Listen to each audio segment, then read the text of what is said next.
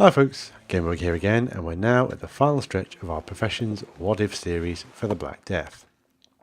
So far we've addressed what if we had no more smith, outlaw, militia and merchant, and instead we had squires, woodsmen and herbalists alongside the knight, hunter and monk respectively. Looking at those three paths, we completed our rock, paper, scissors analogy, and it seems to be the end of it. But there's one more branch I want to talk about, and that is one that does not fit into that neat little package. So I present to you the thief and spy professions, who will deal more with the shadowy underworld of Mercia. Let's begin with the thief. Like all the other branches, you'll enter the thief in the peasant profession, and like those branches you'll have all the skills from the beggar and the peasant to this point. So we're nicely rounded out for survival already, so let's get stuck into the extra skills the thief will get. Tools. Well, none really, or maybe the iron shovel, but that'd be it. There will be a unique tool, but we'll talk about that later, and put it under miscellaneous. Weapons. Well, we're going to go all RPG romantic here, but daggers will be their primary offensive option, and they would have access to an iron dagger, such as a dirk that's currently in the game, and a more damaging version, such as a crusader dagger that's in the game. But what those are exactly can be decided, and the reason I say this is, to be fair, the dirk is actually a much later period weapon, but horses for courses, it probably doesn't matter. They'd also have access to a defensive weapon, which will be caltrops. They can throw these down and they'll cause a small damage over time and slow down an opponent, and they'd be more meant as a deterrent or a means of escape than anything else. However, I'd also like to have the option of poison caltrops. They'd need to use the herbalist poison, and it would increase the damage over time a bit more, and would need a remedy, again from the herbalist, to stop it doing larger amounts of damage. Armour and clothing would be the gambeson and padded leggings and some padded gloves, maybe a hood or coif that could have a nice face mask to hide one's identity, and unlike the white gambesons and stuff that are in the game now, they'd probably be a dark grey colour, not specifically black, more of a dark grey. They wouldn't get any new food or medical options, as neither really fits the profession, which leads us to the miscellaneous category. So the thief would get iron ingot to help make their weapons, and leather if needs be. They'd also be able to make an improved stash, akin to the beggar, if you look at my beggar video, but with a larger capacity, and it's more camouflaged. Whether this would be able to be placed in addition to the normal stash, or whether it's one or the other, that's debatable. I like the idea of double the storage capacity, but that might be a little overpowered if no one else could have it. So it might just be that you can either have the beggar stash or you can make the advanced stash. These would not be transferable. They would be unique to the thief, but others could put stuff in them. So you could kind of make them one for somebody else. If you gave them, you told them where it is, they could use it, but it was still your stash. So that's one of their special sort of options available only to this class.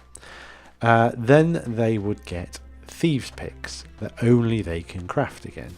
Each pick would allow X amount of attempts to break a lock, and would allow less attempts the tougher the door. So for example, a level 1 door would allow, you could do 5 attempts at picking the lock, level 2 door 4 attempts, level 3 door 3 attempts. After that it breaks. Debatably, these lockpicks could be handed to other classes, but would only allow 1 attempt per pick and only allow low level doors, and will be ruined whether it's successful or not.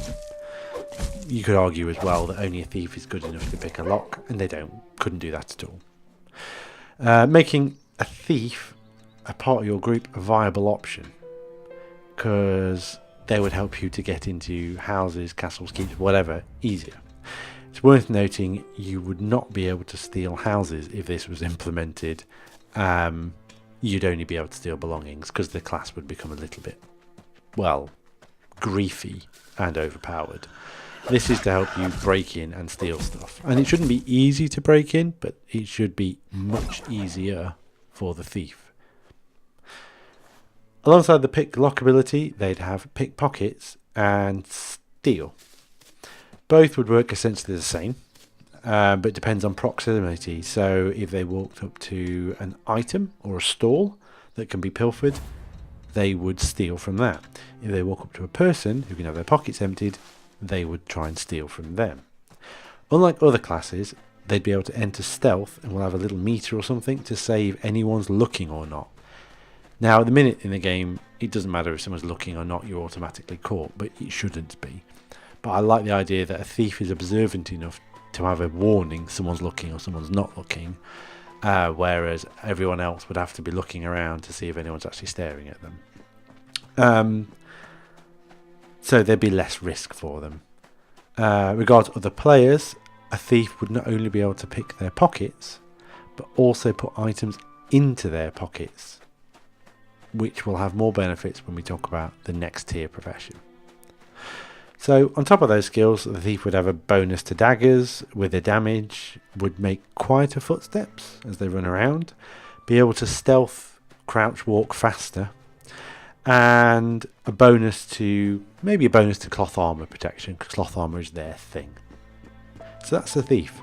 Simple, but unique. Not really excelling against any class, but decent enough to hold their own, but with skills only they can use, but other people will find highly valuable.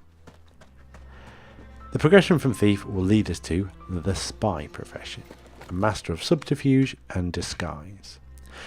I decided on spy over assassin or outlaw, as one makes it seem like some sort of shadow warrior, and I wanted to stay away from that sort of stereotype, and the other is more of a lifestyle choice.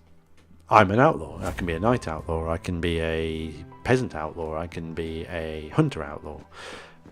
It's not really a learned skill set, but everyone else's class is a learned skill set. So that's why I didn't want outlaw. On to the skills. Well, they would not get any new tools, so that's sorted. Weapons. New weapons on top of what the thief provided would be a short sword or long dagger. Just something new and something unique to the class. They would also have access to throwing daggers and a blowpipe. Now the blowpipe would be unique to this class, and they'd be the only ones to create them, and the darts as ammunition. The basic darts would do very little damage, be more of a nuisance than anything else. However, they would be able to make damage over time poison darts, again using the herbalist poison, and tranquilizer darts using a recipe of their own. Tranquilizers would basically, they wouldn't knock people out. What they would is cause a blurring of your vision, feeling of drowsiness and intoxication for a short period, making tasks difficult, especially combat. So your screen goes blurry, everything's a bit hard to focus, your controls feel a bit odd. So that'd be the weapons basically, and throwing knives are very short range thrown weapons. That just give them a little bit of a benefit. They'll probably be able to carry X amount of them and just throw them at the opposition. They're probably not going to kill anyone. That's not really the purpose. It's more of a thrower for you to do a bit of damage before you close in, or maybe to cover your escape. So they wouldn't get any new armor either, but they would get new clothing. And their clothing would be disguises, and there would be a lot at their disposal. So unlike the current outlaw disguises, these would change the character to look like a random NPC of the same type. Also the outlaw doesn't work, its disguises don't do anything. So yeah, they'd look like a random NPC, and any weapons on you would be hidden. Now you could add limitations that bigger weapons, or weapons bigger than a knife or even a short sword, hence that's why the classes get them, couldn't be hidden on the person. You can't hide a sword if there's a sword. So you could basically say that's not a thing. Nor could you hide armor beyond padded armor, again, which this class uses. So basically you couldn't pretend that you're wearing full plate armor, put on a disguise, and you're no longer wearing full plate armor. You'd be wearing full plate armor, and that's silly. Because the disguises replicate NPCs, it'd be hard to identify a spy from any other pedestrian. unless you try and interact with them. But at a glance, they'll look like any other NPC going about their business. The beauty of that is it allows for escape and subterfuge a hell of a lot more. If someone expects you to be a merchant, well, you can't sell them anything. So your disguise is gone. So it has to be something that goes fairly unnoticed. So available disguises would be beggar, as they look in the game, the NPCs look, not as the beggars the player characters look. Peasant, again, not the specific peasant class with a basket on the back, but the ones that are just hanging around towns. Merchant, monk, militia, and bandit. And they could randomly look like any of those. So there's 5 different peasants available in the game to skins to look at. It could be any of them when you put the disguise on. We could randomly pick the one. The bandit would be unique in that you'd be able to put the outfit on, and bandits wouldn't attack you. Or if that's a bit overpowered, maybe you could just say low-level bandits wouldn't attack you. So the sort of ones that are wearing big amounts of armor would, but you can walk past, simple bandits, the usual ones that just pop up, and they're not going to attack you because they think you're one of them. Besides all of that, the other clothing you could make would be a fancy tunic, trousers, shoes, some fancy gloves and a fancy hat, and a fancy dress for women. In other words, you could probably disguise yourself as part of the nobility. That's fluff. It's not going to fool anybody, but I think it would look quite cool. So I think it'd be quite nice. Disguises would only be wearable by spies. No other class can wear disguises and use them, but the fancy clothes and stuff that they can make, or the padded armour, could be worn by anybody. Food and drink would be the same as a peasant and beggar, but they'd also be able to poison food using the herbalist poison, and lace food and drink with tranquilizers they can make. The tranquilizer that they could make. So that food and drink, going back to something we talked about earlier, will be able to be placed in the pocket of players, possibly NPCs, and when they consume it, and it would just show as normal food to that player, they'd receive the effect of it.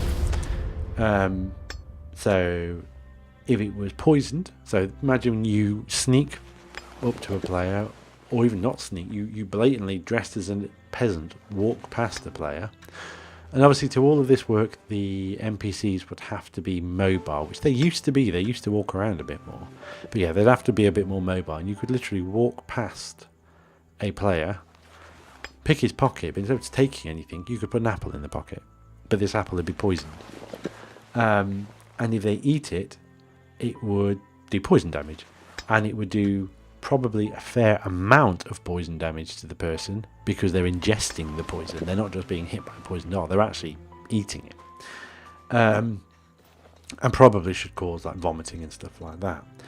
If they ingested the tranquilizer, or sort of laced food or drink that's got tranquilizer in it, it will give them a much longer disorientation effect than if they were even shot by a tranquilizer dart.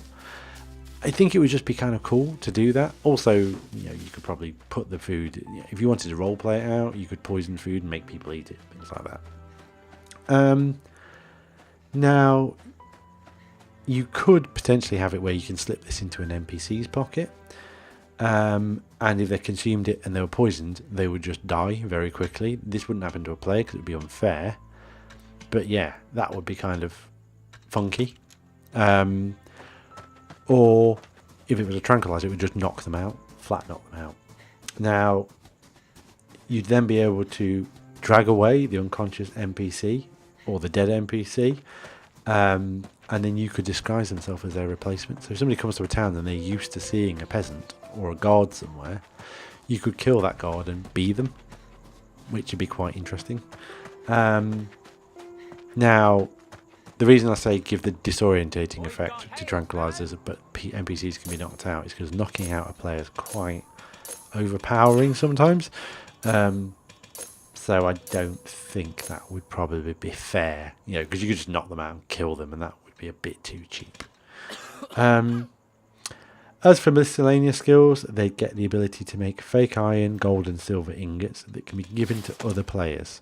Now, better than the coins and the fake swords and stuff like that. These would just look, apart from to a spy, any spy would be able to spot a fake. They would look like actual ingots. And they would appear to be rare quality as well. And if anyone tries to use them to make a recipe, it automatically makes them fail. It's kind of harsh, but basically it's that thing of like, you could say to somebody like, oh yeah, here's some iron ingots or whatever, and you just give them a load of fake ones. They think they're going to make some cool sword, they give you some money, you've just scammed them. Yeah, and you leg it before they actually make the item. But yeah, I think that'd be kind of cool. They'd also be able to make dyes that can be used to colour any clothing or armour, arguably, making them highly sought after. You could even possibly extend it to weapons. Yes, it's far-fetched. You wouldn't be able to dye swords and dye plate armour. But the ability for this class to create things that can allow people to change the colour of their clothes would be pretty awesome. And they could be able to sell it for quite a good amount of money. And again, it would make them really sort of wanted as a class. And of course, you know, the whole thing about the dyes is it comes down to the disguises. I quite like the idea of the spy being able to make manacles that would bind the hands of those that they entrap. Now, hard to explain this, but if you've played DayZ, you'll roughly know how this works. Players have to stand still long enough to be cuffed, and if they do, their hands are then cuffed behind their back. But you could maybe have the tranquilizers, when they're disorientated, make it so it's harder for them to see messages that someone's trying to manacle your hands or something like that.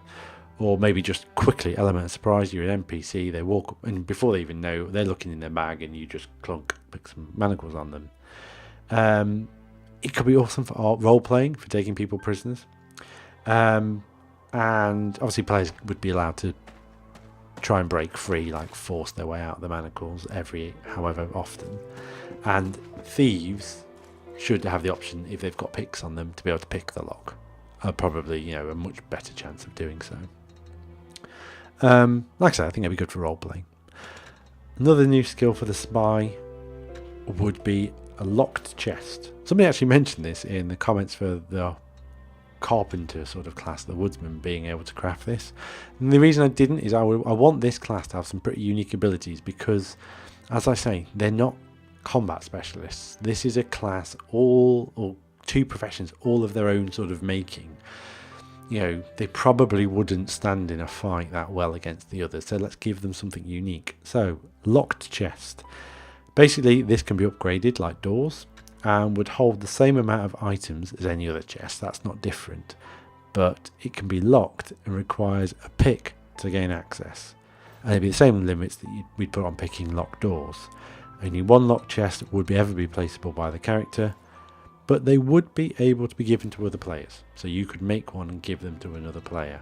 Of course, you could probably pick the lock because you're a thief and a spy. So yeah, it wouldn't just be unique, but it'd be unique to this character to be able to make them. Again, making them very highly valued. And the last trick up the spy sleeve will be the ability to craft sewing kits, which would allow repairing of cloth items and cloth armour. So just like the repair kits of the Squire and Knight and Woodsman Hunter combos, they'll be able to repair disguises, padded armour, monk's robes, fancy clothing, any kind of like cloth armour basically they would be able to fix, so peasant clothing and all that kind of stuff. So yeah, they will be able to craft these sewing kits. Again, they'll be able to give them to other players, they will have the same limitations. I'm not going to go into it here, just go and watch one of my other videos, probably the Squire Knight one. It goes into it a lot more depth. Any bonuses they get would basically be, I think, the idea of run speed. They could run a bit faster than other characters, damage with short swords, increased range with blowpipes over other characters, and increased thrown dagger range. Sorry, not damage. Again, it's all just to do with training. So another person could use a blowpipe, but they probably would have a very short range on it. Another person could use a thrown knife, but again, they'd have much shorter range. These guys would have increased range. And that's it. That's the final profession. and I think it's a pretty individual branch to pursue. It's a bit of a jack of all trades with a whole sort of new approach to the game. So, would you play as these classes? Would they work? Are they just out of place? Let me know in the comments. And so, this series comes to a close. I've discussed all the different types of professions I think the game should have and why. And maybe a few people agreed and a few didn't. It really doesn't matter as this is all fantasy, but it's fun to do. I still think the game has potential, but it's in a slump right now. If it recovers, I'll head back to Mercy and try things out. Until then, expect the odd video highlighting something about the game, but it's hard to actually play it in its current form. As always, thank you for watching, and until next time, Gamerbug out.